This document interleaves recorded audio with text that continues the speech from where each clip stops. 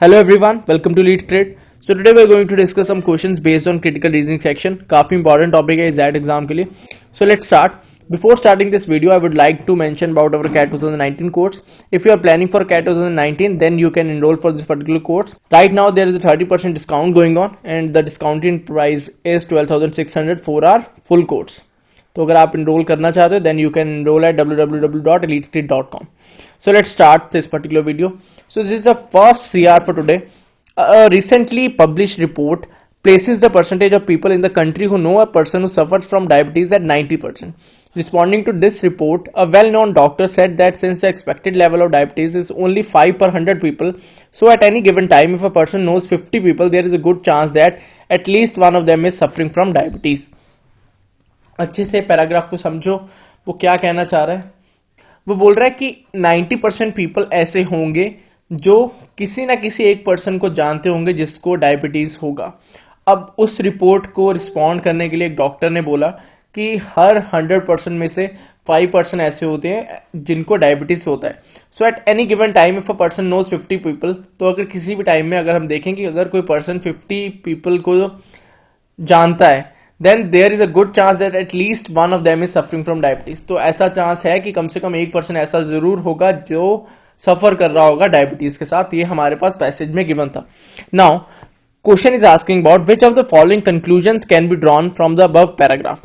First point says that the fact that 90% of the people in the country who know a person who suffer from diabetes doesn't necessarily mean that the rate of diabetes is abnormally high.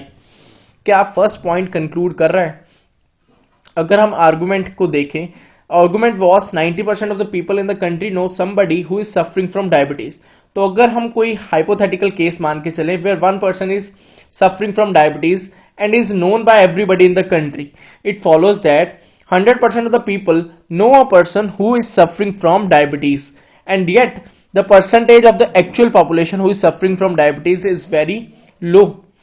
So the fact that 90% of the people in the country who know a person who suffer from diabetes doesn't necessarily mean that the rate of diabetes is abnormally high. तो ये point जो है वो definitely conclude हो रहा है.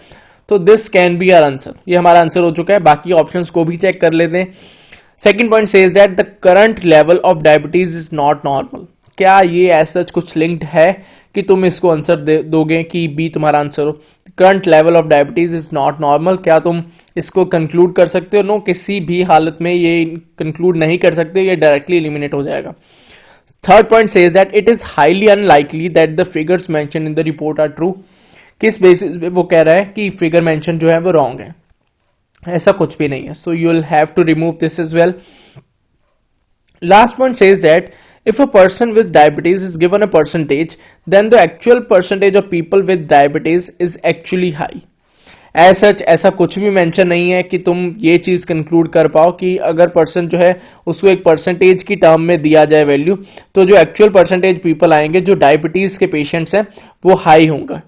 तो ऐसा कुछ भी कंक्लूड तुम नहीं कर सकते हो, तो ये तुम्हारा आंसर नहीं होगा. You will have to eliminate this as well.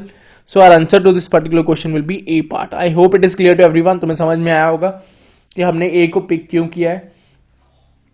Let's move to the next question. Next question check करते हैं.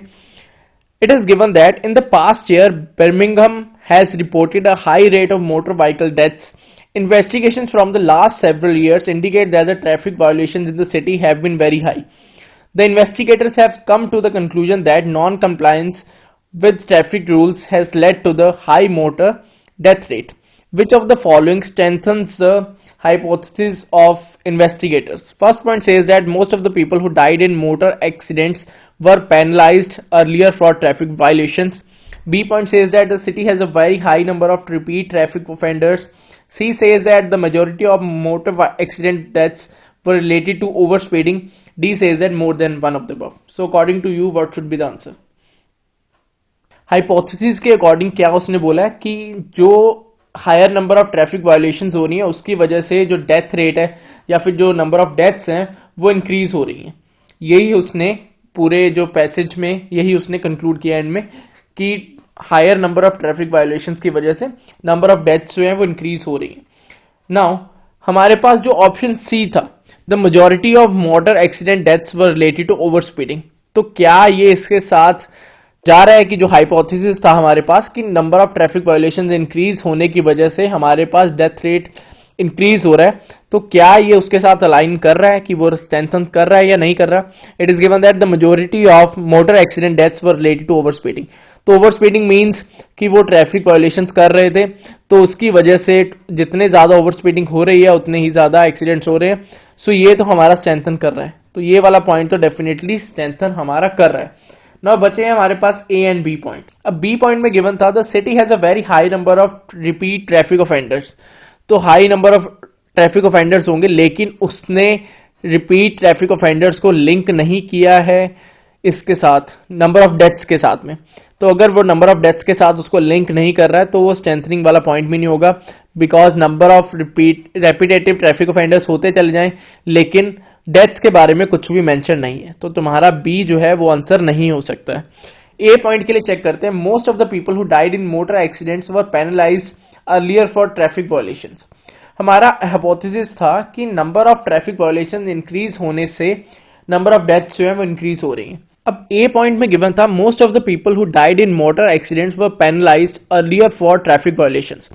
अब यहाँ पे वो पास्ट की बात कर रहा है, मे बी पास्ट में जिन्होंने ट्रैफिक वायोलेशंस किया हो वो इस टाइम पे बिल्कुल सही थे, अपनी जो व्हीकल्स हैं वो चला रहे हो। ऐसा जरूरी नहीं है कि अगर उनके पास्ट में पेनलाइज्ड हुए हैं वो तो अभी भी वो जो ट्रैफिक के रूल्स हैं उनको फॉलो ना कर रहे हो।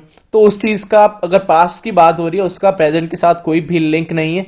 तो मोस्ट ऑफ द स्टूडेंट्स ने ए को भी चूज किया था एज एन आंसर, तो ए तुम्हारा आंसर नहीं होगा। अगर वो पास्ट की बात कर रहा है तो तुम उसको प्रेजेंट के साथ लिंक नहीं कर सकते हो।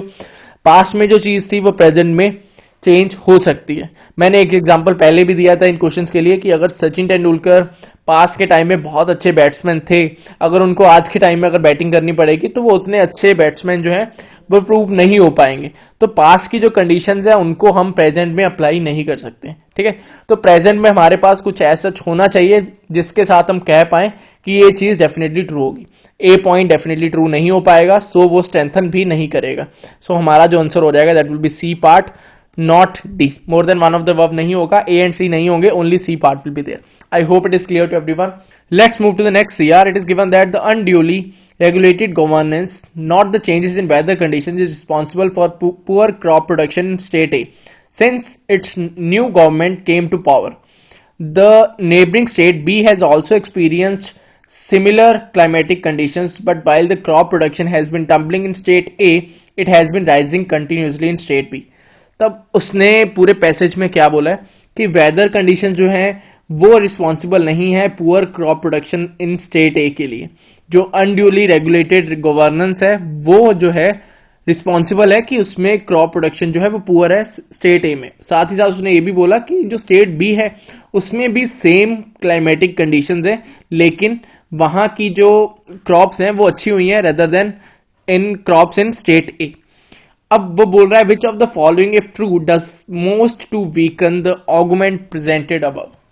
अब सबसे ज्यादा वीकन कौन कर रहा है? ए बी सी डी हमारे पास 4 पॉइंट्स दिए हैं, एक बार अच्छे से गो थ्रू करो, इनको देखो कि कौन सा पॉइंट वीकन कर रहा है या कौन सा पॉइंट स्ट्रेंथनिंग कर रहा है। Now first point says that exports from state A और आल्सो डिक्लाइनिंग। क्या एक्सपोर्ट्स का कुछ लेना देना है इसको वीकन करने के लिए? एक्सपोर्ट्स का एज सच कुछ भी रोल नहीं है, तो ए पॉइंट को तो तुम डायरेक्टली एलिमिनेट कर दोगे, इसका वीकनिंग के लिए कुछ भी लेना देना है ही नहीं। Second point, the crops that state A produces are different from crops that state B produces. This can be our answer कि जो state A में जो crops produce हो रही है उनको अलग climatic conditions चाहिए होंगी, state B में जो crops produce हो रही है उनको अलग climatic conditions चाहिए होंगी, तो मे बी उस वजह से क्रॉप्स का जो प्रोडक्शन है उसमें डिफरेंस हो, रेदर देन कि अनड्यूली गवर्नमेंट जो रेगुलेटेड गवर्नेंस की तरफ से चेंजेस हो उसकी वजह से इशू ना होकर ऐसा भी हो सकता है कि क्रॉप्स को डिफरेंट क्लाइमेटिक चेंजेस चाहिए हो, दोनों डिफरेंट क्रॉप्स हो, तो उस वजह से हो सकता है। So this can be answer, ये हमारा आंसर हो सकता है। Let's check the C point as well. Both state A and state B have been experiencing floods. ये ऑलरेडी मेंशन्ड है कि क्लाइमेटिक कंडीशंस में कुछ इशू है, दोनों में इशू है, तो वो ऑलरेडी पैसेज में मेंशन है, तो एज सच ये ना तो वीकनिंग कर रहे हैं ना सेंसरिंग, कुछ भी नहीं है, ये पॉइंट न्यूट्रल पॉइंट है, ऑलरेडी गिवन था। The government in state A has banned imports of expensive pesticides from a neighbouring country. अब स्टेट ए की जो गवर्नमेंट है उसने एक्सपेंसिव पेस्टिसाइड्स को इंपोर्ट करना बंद कर दिया, बैन कर दिया उनको। तो यहाँ पे उसने बोला गया था कि क्लाइमेटिक चेंजेस उसकी वजह नहीं है, उसकी मेन जो वजह है वो है अनड्यूली रेगुलेटेड गवर्नेंस उसकी वजह है। और यहाँ पे उसने बोला कि गवर्नमेंट ने बैन कर दी है एक्सपेंसिव पेस्टिसाइड, उसकी वजह से जो क्रॉप है उसमें रिडक्शन हुई है। सो इट मीन्स दैट ये तो स्ट्रेंथनिंग कर रहा है रेदर देन कि उसको वीकनिंग करे, ये पॉइंट जो है उसको स्ट्रेंथनिंग कर रहा है। तो क्या ये हमारा आंसर होगा? No, this will also not be our answer. हमारा जो आंसर होगा that will be B part. एक ही बच्चा जो हमारे लिए वीकनिंग कर रहा था, that is the crops that state A produces are different from crops that state B produces. I hope all the 3 questions were clear to everyone. थोड़े और क्वेश्चंस की प्रैक्टिस करेंगे आने वाले दिनों में। डीआई के क्वेश्चंस जो सेट में एक्चुअल पेपर्स में आए हुए हैं, मैं उनको प्लान कर रहा हूं कि उनको डिस्कस किया जाए। कोई एक पर्टिकुलर ईयर मुझे बता दो जिसके क्वेश्चंस आप चाहते हो कि मैं डिस्कस करूं। I will try to form videos on those particular questions based on DI. So that's all from my side for this particular video. I hope you liked it. For more such videos, like, share and subscribe to our YouTube channel. Thanks and happy learning.